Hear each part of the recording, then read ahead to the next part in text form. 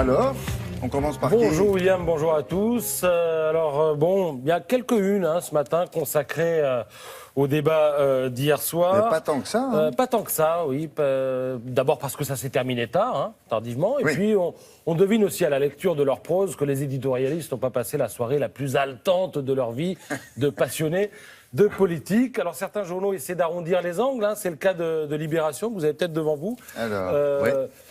Qui consacre un long dossier au revenu universel, la mesure défendue par Benoît Hamon et qui a fait pas mal parler hier. C'est aussi le cas dans le Midi Libre, où Jean-Louis Hervois dit que hier soir, on a vu une réunion de famille dominicale, tous d'accord sur le fond au moment du plat de Ils résistance. sont très prudents dans leur expression. Oui. Ouais.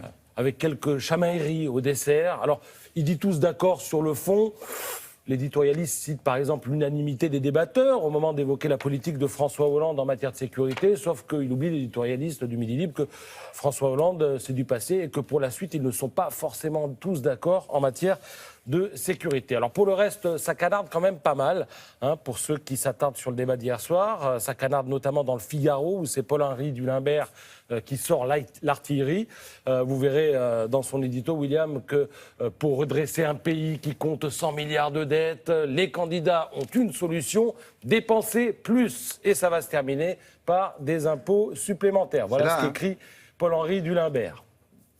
Oui, et puis alors en dessous, vous avez l'éditorial où il sort un petit peu la sulfateuse. Alors pour lui, et vous le verrez d'ailleurs en pages 2 et 3 du Figaro, ce fut hier soir un grand concours de démagogie entre des candidats qui n'y croient plus. Et cette idée, sur laquelle personne à gauche ne s'imagine à l'Élysée dans 5 mois, cette idée, elle revient dans pas mal d'éditos ce matin, où sont le souffle, la vision, les projets, demande par exemple Jean-Marcel Bougreau dans La République des Pyrénées.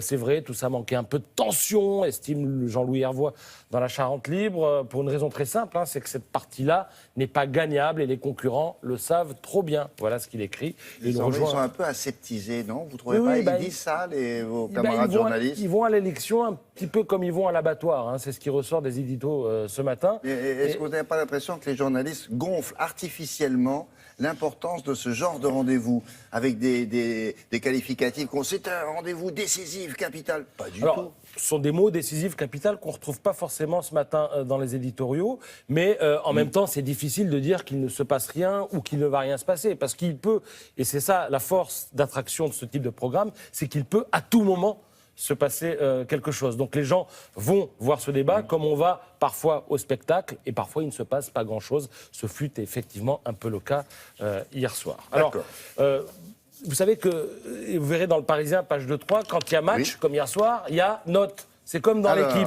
Alors voilà, vous allez voir les notes. Alors Montebourg, par exemple, 6,5, page 2-3.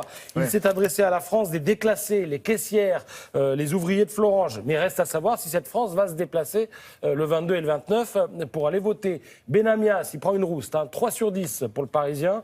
Sympathique, mais manquant de crédibilité, un peu décalé, sans cravate. François de Rugy, 4,5. Il s'est à peine distingué. Le problème, c'est pour ce candidat, c'est que l'écologie est le thème central de sa campagne et qu'hier soir, l'écologie a été à peine effleurée. Alors Benoît Hamon, bonne prestation pour le Parisien hier, il lui met 7 sur 10, il a été pugnace, il a su répondre lorsqu'on l'a attaqué sur son revenu universel susceptible de fabriquer une société de farniente et d'assistanat.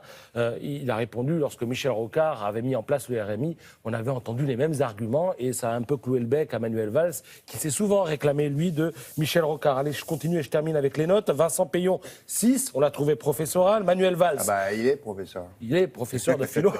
Manuel Valls, 7 sur 10, solide, précis. Et alors Sylvia Pinel, la plus mauvaise note. Certains diront ouais, sexisme. Bon, 2,5, on l'a trouvé aux Parisiens, en tout cas transparente et manquant d'assurance, avec peu de propositions concrètes. Voilà, comme dirait Michel Drucker et même François Truffaut, vivement dimanche pour le deuxième débat. Oui, vous mettez des guillemets à vivement.